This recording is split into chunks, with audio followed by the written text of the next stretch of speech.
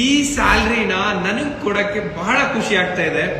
ಇದ್ ಮಾತ್ರ ಅಲ್ಲ, ಇನ್ನ ದೊಡ್ಡದಾಗೆ ಇನ್ನ ಜಾಸ್ತಿ ಕಂತೆ ನೀವು ದುಡ್ಡು ಸಂಪಾದನೆ ಮಾಡ್ಬೇಕು, ಎಷ್ಟೋ ಹೆಣ್ಮಕ್ಳಿಗೆ ನೀವು ಸ್ಫೂರ್ತಿ ಆಗ್ಬೇಕು ಅನ್ನೋದೇ ನನ್ನ ಖುಷಿ.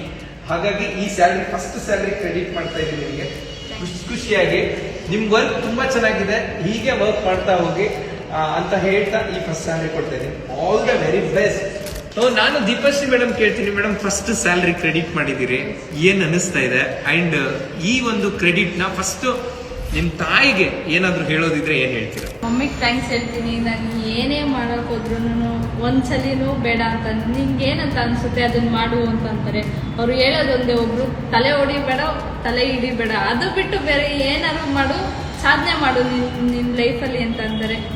ಸೊ ನಾನು ಬ್ಯಾಕ್ ಸಪೋರ್ಟ್ ಆಗಿ ಅವ್ರು ನಿಂತಿದ್ದಾರೆ. ತುಂಬಾ ಥ್ಯಾಂಕ್ಸ್ ಹೇಳಕ್ ಇಷ್ಟಪಡ್ತೀನಿ ಸರ್, ಅಷ್ಟೇ.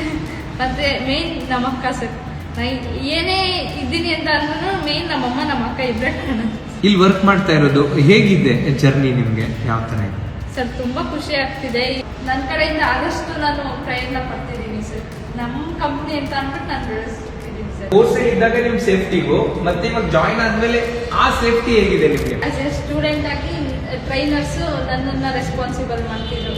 ಈಗ ನಾವು ಸ್ಟೂಡೆಂಟ್ಸ್ ನ ರೆಸ್ಪಾನ್ಸಿಬಿಲಿಟಿ ತಗೊಂಡು ನಾವು ಒಬ್ರನ್ನ ಸೇಫ್ಟಿ ಮಾಡ್ಬೇಕಾಗುತ್ತೆ ಸರ್.